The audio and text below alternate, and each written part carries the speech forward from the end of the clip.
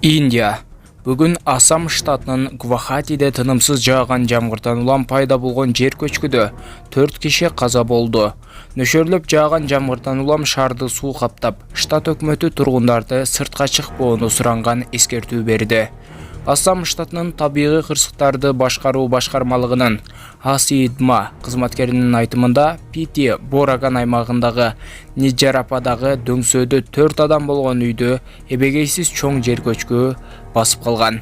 Шаарды сел каптап, адамдардын жана унаалардын жолдо жүрүүсү үчүн кыйынчылык жаратты.